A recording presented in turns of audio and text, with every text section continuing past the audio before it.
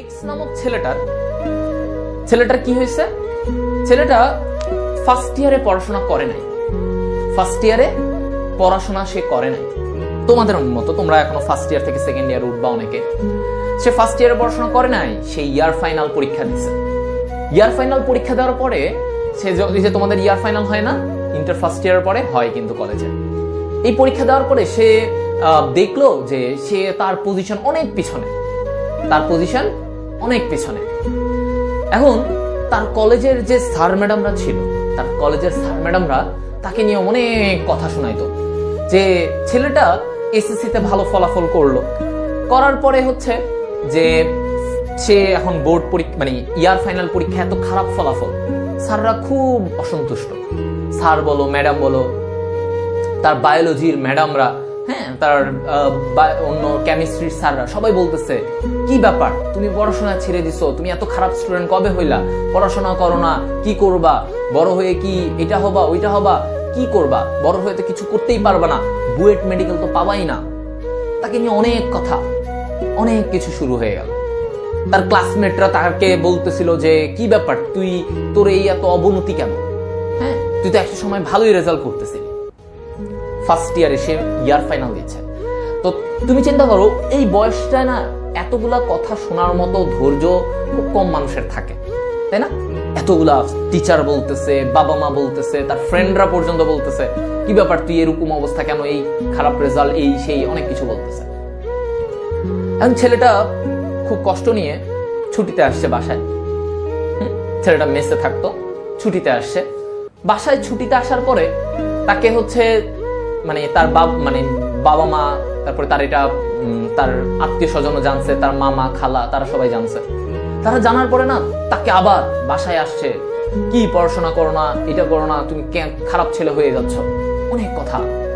তো ছেলেটা পরে চিন্তা করলো ছুটির পরে ইয়ার ফাইনাল পরীক্ষার পরে যে ছুটিটা পেয়েছিল, সেই ছুটির পরে সে চিন্তা করলো এবার সে কলেজে গিয়ে অনেক পড়াশোনা করবে, সে সবাইকে চমকায় দিতে চাবে, ঠিক আছে, চমকায় দিতে চাবে। এখন চমকানোর জন্য তাকে অনেক পড়তে হবে, কারণ তার অনেক পড়া বাকি। সে ফার্স্ট ইয়ারে পড়ে নাই, সে ফার্স্ট ইয়ারে ঘুরে বেড়াইছে, সে ফার্স্ট ইয়ারে এই কাজ করে বেড়াইছে, অন্য কাজ করে বেড়াইছে, পড়াশোনা বহির্ভূত সকল কাজ সে করছে। এখন কলেজে আসছে, কলেজে আবার ব্যাক আসছে ছুটি শেষে, তার মনে অনেক দৃঢ় প্রতিজ্ঞা, সে অনেক চেষ্টা করে আসছে, তার মনের ভিতরে অনেক জেদ, সে সেই জেদকে কাজে লাগিয়ে সে শুরু করলো এবার অমানবিক পড়াশোনা। সেকেন্ড ইয়ার উঠে গেছে, কিছুদিন পরে সে শুনলো 2 মাস পরে প্রিটেস্ট পরীক্ষা, এইচএসসির প্রিটেস্ট পরীক্ষা। সে 2 মাসের জন্য ওই 2 থেকে 3 মাস প্রচুর পড়াশোনা শুরু করছে। এখন এই 2-3 মাস যখন সে অনেক পড়াশোনা শুরু করলো, তার ফ্রেন্ডরা তার সবাই বলতেছে কি ব্যাপার এত পড়াশোনা শুরু করছিস, হঠাৎ করে এত চেঞ্জ। তো সে কারো কথায় আর শুনতেছে না, তার টিচাররা বলতেছে, তার সবাই বলতেছে যে এত পরিবর্তন, হঠাৎ করে সে এত পড়াশোনা। দেখা গেল সে দিনে এরকম অবস্থা হয়েছিল সে 12 ঘন্টা 13 ঘন্টা পড়েছিল। কেন? কারণ তার ওই যে ইয়ার ফাইনাল পরীক্ষায় তার প্যারেন্টস, তার টিচার, তার ক্লাসমেট সবাই তাকে নিয়ে অনেক কথা শোনাইছে, সে আবার পড়াশোনা শুরু করছে। সে প্রিটেস্ট পরীক্ষায়, যে কিনা ইয়ার ফাইনাল পরীক্ষায় 30তম পজিশনের দিকে, চিন্তা করো 50 জন স্টুডেন্ট ছিল তার ক্লাসে, সেইখানে সে 30তম স্টুডেন্টের দিকে ছিল, হ্যাঁ ইয়ার ফাইনাল পরীক্ষায়। সেখান থেকে সে 2 মাস অক্লান্ত পরিশ্রম করে প্রিটেস্ট পরীক্ষায় তার পজিশন আসে হচ্ছে 5th। সে প্রিটেস্ট পরীক্ষায় 5th হয়। প্রিটেস্ট পরীক্ষায় সেই যখন 5th হলো, সব টিচার এবং ক্লাসমেটদের আবার তার প্রতি নজর চলে আসলো, কি ব্যাপার, সে আবার তার আগের তার পড়াশোনার সাইকেল চেঞ্জ হয়ে গেছে। এখন সে বই ছাড়া কিছু বোঝে না, এতদিন যা করার করছে সে এখন বই ছাড়া কিছু বোঝে না। প্রিটেস্ট পরীক্ষা শেষ, প্রিটেস্ট পরীক্ষার 3 মাস পরে আবার টেস্ট পরীক্ষার রুটিন, টেস্ট পরীক্ষা। এই সময়ে তার পড়াশোনার লেভেল আরো বেড়ে গেছে, সে এখন নিজেকে অ্যাডমিশন লেভেলের জন্য প্রস্তুত করা শুরু করছে। তার এইচএসসির পড়াশোনা শেষ, সে এইচএসসির পড়াশোনা শেষ করে এমন পড়াশোনা শুরু করছিল, পরে সে টেস্ট পরীক্ষায় ফার্স্ট, এটা ছিল রেজাল্ট, টেস্ট পরীক্ষায় ফার্স্ট হয়েছে। এই 50 জনের মধ্যে আবার সে ব্যাক করছে, তার নিজের ফার্স্ট হয়েছে। এবং টেস্ট পরীক্ষার পরে তখন অনেক সময় থাকতো এইচএসসি টেস্ট পরীক্ষার পরে। এবং ওই সময়টার মাঝখানে টেস্ট পরীক্ষায় সে ফার্স্ট হওয়ার পরে তার তো জিল অনেক বেশি, সে তো রেডি যে তার তো প্রিপারেশন খুব ভালো, এবং ওই প্রিপারেশনটাকে আরো বাড়ানোর জন্য সে গ্র্যাজুয়ালি অ্যাডমিশনের প্রস্তুতি নেওয়া শুরু করে।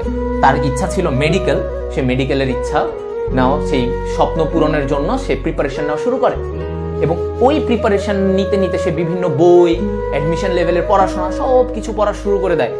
তার ফ্রেন্ডরা সবাই দেখে যে কি ব্যাপার, সে হাতে তার বিভিন্ন বই, আগে তার হাতে একটা বই দেখা যেত না, এখন তার হাতে এক সাবজেক্টের 3-4টা বই দেখা যাচ্ছে, সেই বই নিয়ে ঘুরতেছে। সে বায়োলজির জন্য, মেডিকেল অ্যাডমিশনের জন্য বায়োলজির 3-4টা রাইটারের বই নিয়ে ঘুরতেছে, সে বিভিন্ন ভর্তি গাইড এগুলো নিয়ে ঘুরতেছিল, ঠিক আছে। এবং পরবর্তীতে সে এইচএসসি পরীক্ষা দেয় এবং সে এই অক্লান্ত পরিশ্রমটা ধরে রাখে, সে ঢাকা মেডিকেল কলেজে পায়। যার কথা বলছিলাম সে আমি ছিলাম। 2016 সাল, ঠিক 2016 সালে তোমাদের মতো অবস্থা থেকে আমি গ্রো করছিলাম। পুরো ফার্স্ট ইয়ার ফাঁকিবাজি করার পরে ঠিক এই জায়গাটায় এসে গ্র্যাজুয়ালি নিজেকে রাইজ করছে, ঠিক আছে, নিজেকে রাইজ করছে।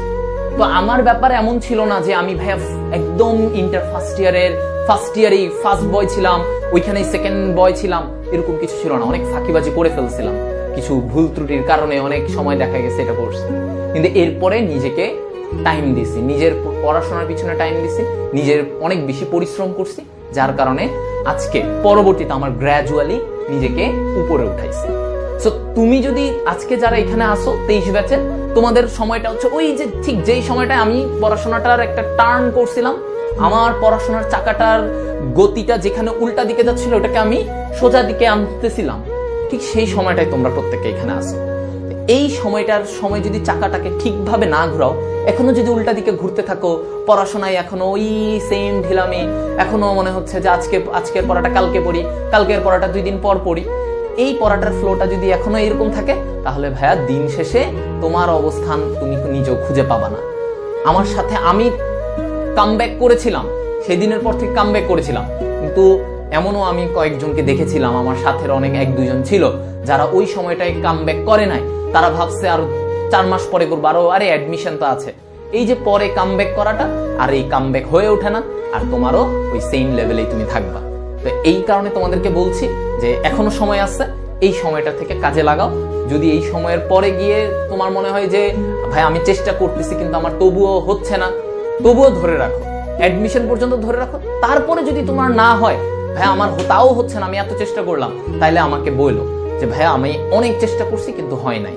আমার মনে হয় না এরকম কারো আমি এখন পর্যন্ত রেকর্ড শুনছি চেষ্টা করার পর হয় নাই। সো অবভিয়াসলি আমরা চেষ্টা করার পরে পারছি।